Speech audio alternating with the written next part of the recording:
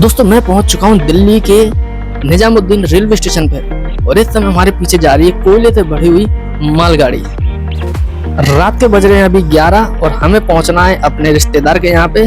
तो चलिए चलते हैं।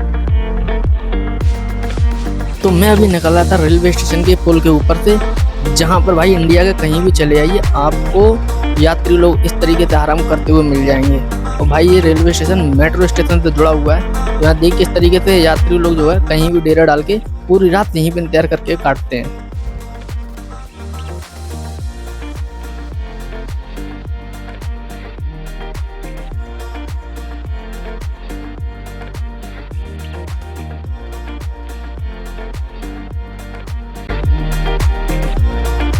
सुबह के बजे हुए 6 और भाई मैं चला अपने रिश्तेदार के यहाँ पे।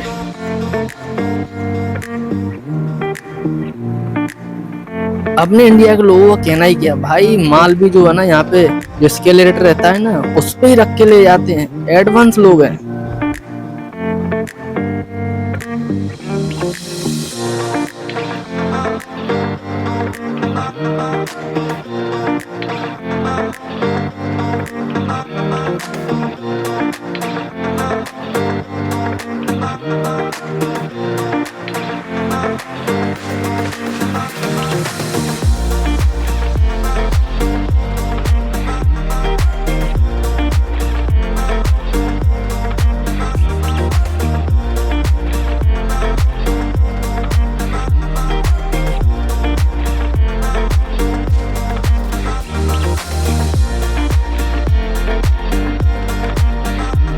तो यहाँ से आप लोगों को दिख रहा है हजरत निजामुद्दीन रेलवे स्टेशन का मेट्रो स्टेशन का जो है आपको काउंटर दिख रहा है। ये सामने अभी आपको दिखेगा। यहाँ कितना कचड़ा पड़ा हुआ है देखिए। और सुबह के बज रहे हैं अभी 6।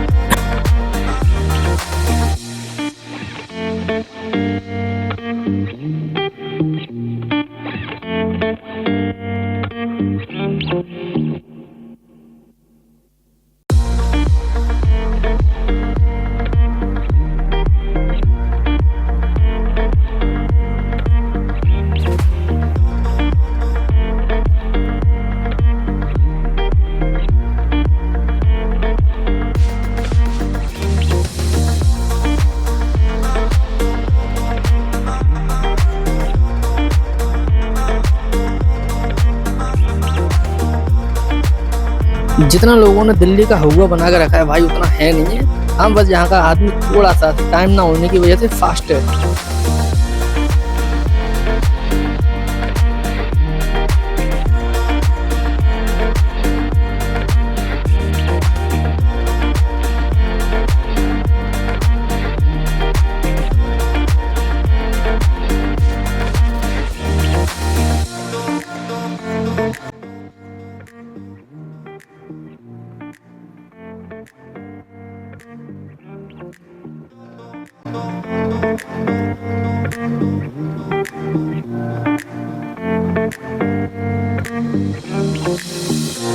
हल्की हल्की नींद लेते हुए अब मैं पहुंच चुका हूं भाई रेलवे स्टेशन के आखिरी पड़ाव पे।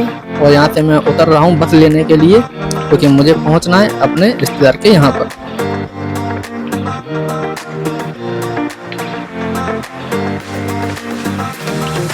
यहाँ पर लगा हुआ भाई ऑटो और कार का जंक्शन। इतनी भीड़ है ऑटो और कार की, क्योंकि यहाँ पे जगह बहुत बड़ी है और यहाँ पर पब्लिक भी बहुत ज्यादा है। तो ऑटो कार बस का तो एक हुजूम सा लगा हुआ है। दिल्ली में अगर अभी आपको टाइम से पहुंचना रिश्तेदार के यहाँ तो आई ओबर ओला या कैब तो आपको करनी ही पड़ेगी, क्योंकि बिना इसके आप ऑटो वाले से डायरेक्ट परचेस करके नहीं पहुंच सकते हैं।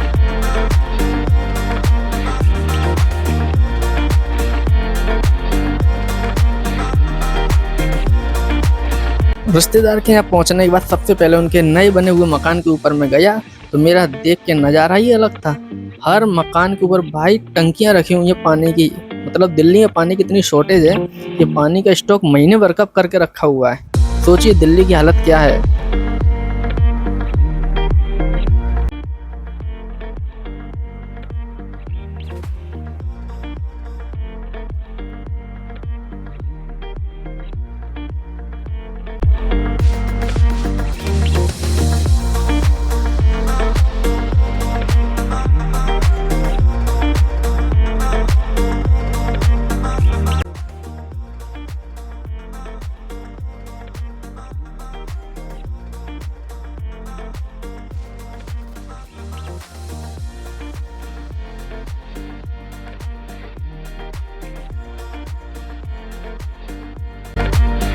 तो भाई ये है कुछ दिल्ली की ऊंची ऊंची इमारतों का नज़ारा। खैर यहाँ पे ज़्यादा ऊंची इमारतें नहीं है, 3 या 4 माले की हैं, लेकिन ये सबके सब सेक्टरों के अंदर बनी हुई इमारतें हैं। एक सेक्टर में भाई बहुत मकान है, हजारों से ज़्यादा मकान है और गलियाँ पतली पतली हैं। इन गलियों में एक बार अगर आप निकल गए और खो गए तो भाई अजनबी आदमी अपने घर को लौटने वाला नहीं है।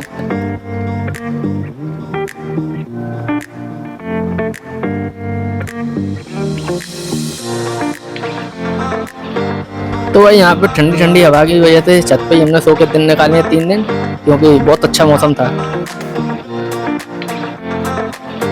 अब दिल्ली आई गए तो जरा घूम ही ले।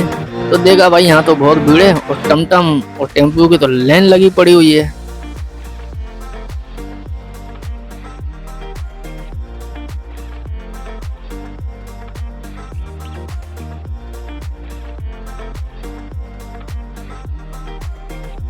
और क्या ही बोले भाई, यहाँ तो पुल बनाने का काम चलता ही रहता है।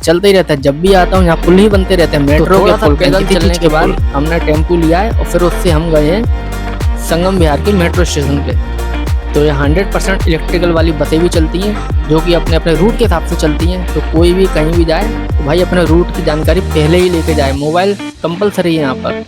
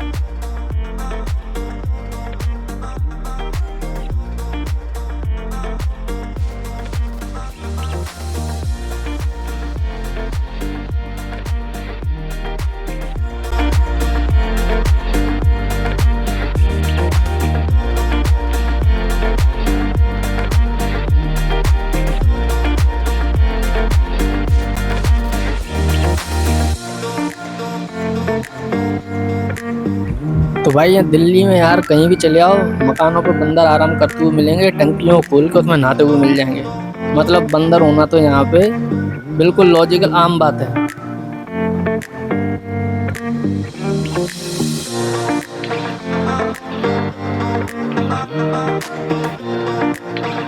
तो हम लौटते हैं अपने घर की ओर। तो दिल्ली छोड़ते हुए हम अपने घर की ओर लौट आए हैं ट्रेन से।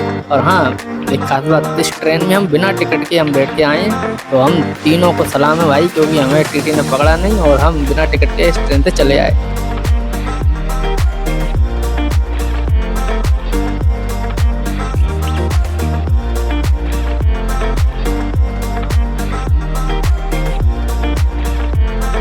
अब भाई जनरल डिब्बे से आप क्या ही उम्मीद करोगे, क्योंकि इतनी भीड़ है। और भीड़ का ना यार तो आप देख ही रहे हैं, कहते हैं गुस्सम गुस्सी और फंस के आए हुए हैं इसके अंदर। अब जैसे भी हो घर पहुंचना है तो भाई करना पड़ेगा थोड़ा तो।